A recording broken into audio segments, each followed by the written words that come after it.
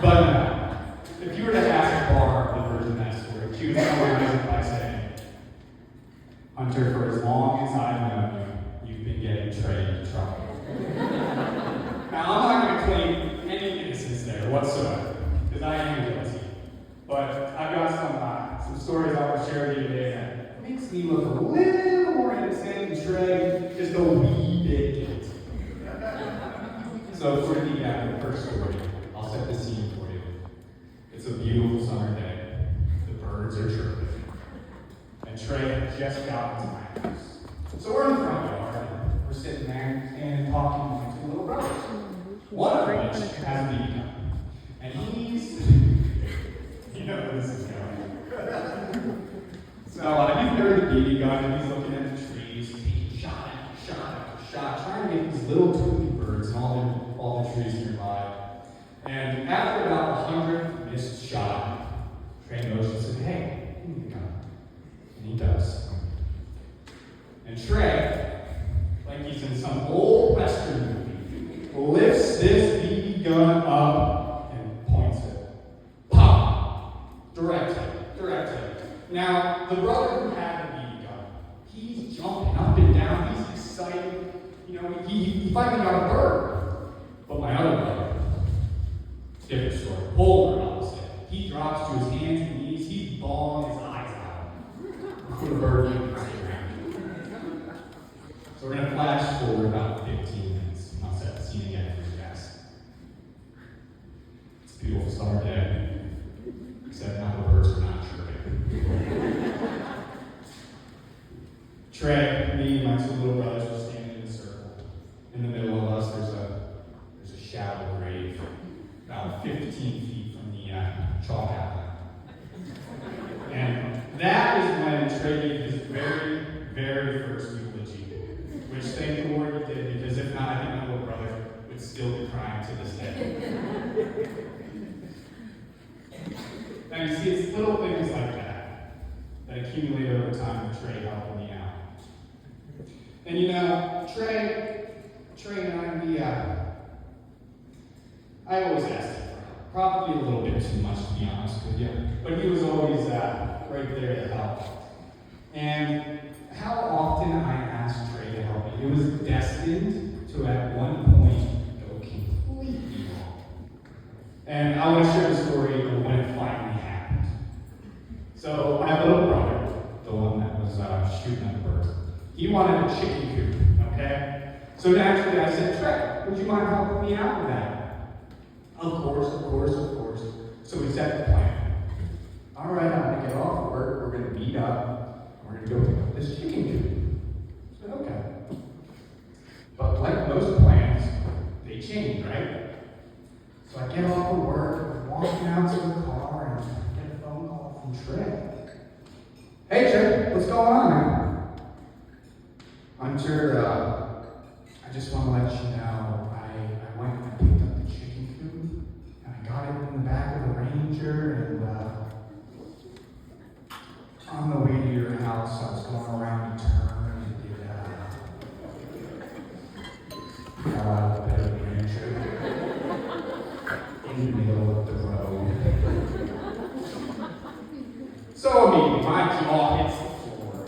I run over to the car, get in, start the car, pedal hits the floor. I'm racing to the scene of the crime. And when I get there, I see this chicken coop for the very first time, okay? I'm so serious. This thing was like 2 times the size that I originally thought. I mean, it was so big, it was on the verge of needing a wide load sign on the back with 2 or 3 escort vehicles. It was very, very bad. So, after some blood, sweat, tears, and 2 or 3 4-letter words, we eventually got this poultry palace into the back of the Ranger and back to my house in one piece. Hey bud, you can take a breather now, okay? I'm done picking on you. But now it's time for the better half of the story, Ashley. Now, Ashley and I, we don't quite have the extensive history that Trey and I do.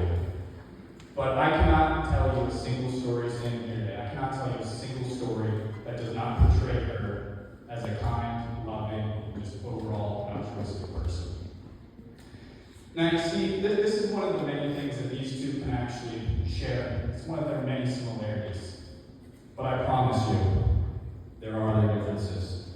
For example, Trey would be voted class clown, and Ashley most likely to succeed. Sorry, that's one. That's why there's one. There's only one more. But no, I remember the very first time that Trey introduced Ashley to me. We were out on a couple date. We were out on the dance floor, just having a good time. You know, hitting the sprinklers, stuff like that. And we're standing there. This guy walks by.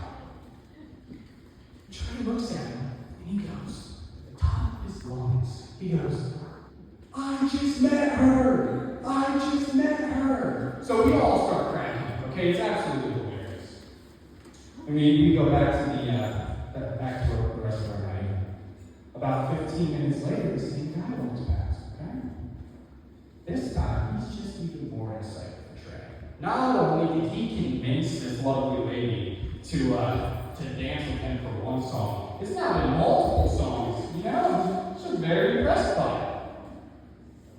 So we go about the rest of our night, and it's eventually time to head home. So we head out to the parking lot, and I will give you all one guess. Who's right to the left of us in the parking lot? It is the same guy.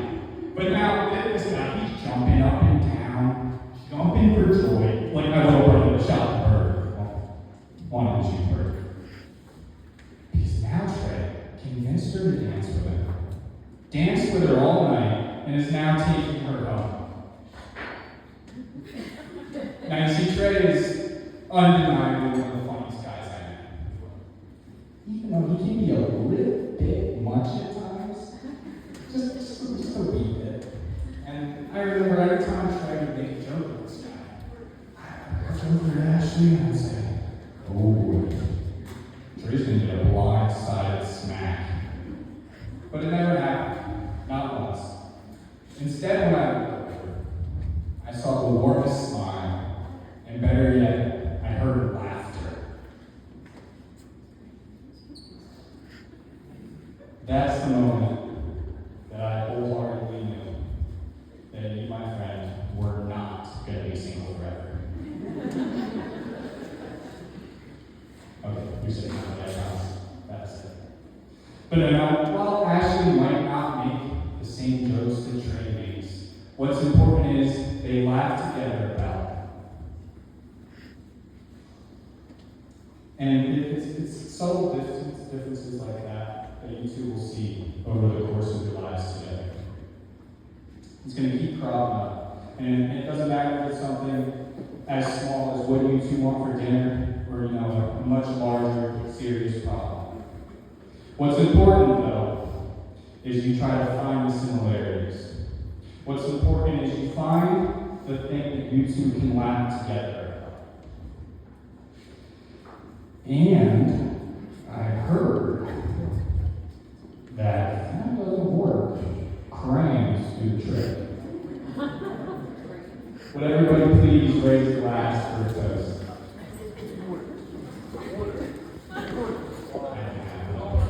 Please just crayons.